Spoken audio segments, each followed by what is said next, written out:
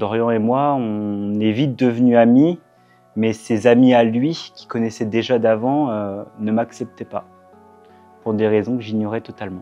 Ça s'est produit sous forme d'exclusion sociale, beaucoup de rejet, de la moquerie, des insultes. Moi, j'essayais aussi au maximum en fait, de fuir. En fait.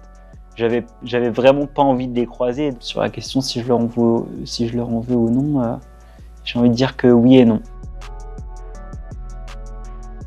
Moi, je m'appelle Jules Le Dantec, j'ai 24 ans. Je suis actuellement assistant à l'éducation au lycée René Descartes et donc président de l'association Acteurs de ton avenir. Ce qui s'est passé, en fait, c'est que dès mon arrivée en 6e, j'étais déjà très isolé. Un jeune homme de 3e qui est venu me voir, qui m'a demandé pourquoi j'étais tout seul et en fait, il m'a dit que son petit frère, Dorian, était aussi en 6e et donc il nous a mis en contact. Dorian et moi, on est vite devenus amis. Mais ses amis à lui, qui connaissaient déjà d'avant, ne m'acceptaient pas, pour des raisons que j'ignorais totalement. Ils étaient un bon groupe d'amis, je dirais 5-6 personnes, en sachant que dans les 5-6 personnes, il y en avait peut-être 3 qui étaient un peu les chefs, quoi, en fait, les chefs d'orchestre quoi, de ce harcèlement-là. Ça s'est produit sous forme d'exclusion sociale, beaucoup de rejet, de la moquerie, des insultes. C'est vrai que moi j'ai un handicap invisible qui fait qu'en fait je ne réagis pas forcément toujours comme quelqu'un qui n'a pas de handicap et eux ils ont utilisé ça, ma différence pour me faire du mal en fait. Et puis me faire sentir en fait que j'avais pas ma place dans ce groupe-là quoi. Je me souviens d'une petite histoire, une petite anecdote où j'avais utilisé le terme de manouche pour nommer les gens du voyage. Mais je n'avais pas conscience que c'était un mot assez familier en fait pour les définir. Ils ont utilisé le fait que j'ai dit ça, ils ont fait toute une histoire parce que j'avais utilisé ce mot-là. Et moi, comme je vous ai dit, je n'avais pas conscience que c'était mal. Et ça, ils me l'ont fait ressentir pendant au moins toute une année, quoi. Toute mon année de 5e à la 4e, ça revenait tout le temps sur le tapis. Tu nous insultes, t'insultes tous les gens du voyage, t'es pas quelqu'un de bien, on va porter plainte contre toi. Je pense que le harcèlement que j'ai subi, ça a duré de ma 5e à ma 3e. Ça arrivait par exemple sur le temps du midi, on m'invitait à manger avec tout le groupe, donc j'y allais. Donc à ce moment-là, on n'était pas forcément tous dans la même classe non plus. Donc il y avait des moments où j'avais la chance de pouvoir les éviter. Pour les heures de permanence, il y avait certains groupes qui avaient le droit d'aller au CDI. J'essayais d'y aller quand ils y allaient pas, et puis quand ils y allaient, moi je me désistais. Après c'était aussi pour récupérer ses affaires au niveau des casiers par exemple. Quand on se croisait comme ça pouvait arriver, mais sinon moi j'essayais aussi au maximum en fait de fuir en fait.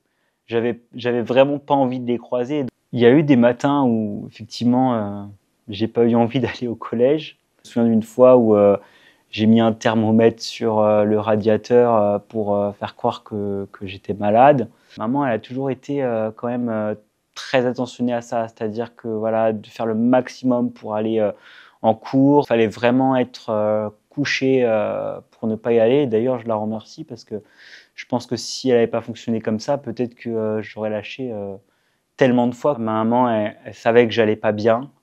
J'ai eu des idées noires à une petite période, donc elle savait que j'allais pas bien. Après avoir rediscuté avec elle aussi, elle n'a pas défini en tout cas clairement que c'était du harcèlement que je subissais. Sur la question si je leur en veux ou non, j'ai envie de dire que oui et non. Non parce que je pense que je serais peut-être pas ce que je suis aujourd'hui. Et oui parce que ça a été une période de ma vie très compliquée. J'étais dans un mal-être profond. J'ai eu une période où j'ai eu des idées noires. J'étais vraiment très bas. Pour ça, oui, je leur en veux. Ce qui a fait bousculer un peu les choses déjà pour moi, c'est que j'allais souvent voir l'infirmière ou la conseillère principale à l'éducation. J'allais beaucoup discuter avec elle et en fait, au fur et à mesure, c'est elle en fait un peu qui m'a amené sur cette piste-là de ce que je pouvais subir, qui était du coup du harcèlement.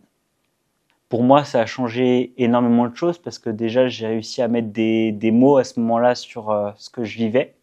Et c'est comme si c'est comme une révélation un peu que ça m'avait fait. Ça m'a créé en fait une force intérieure et c'est d'ailleurs à partir de cette période-là où Rien que ça, déjà, l'idée de créer l'association de lutte contre le harcèlement scolaire a émergé dans ma tête.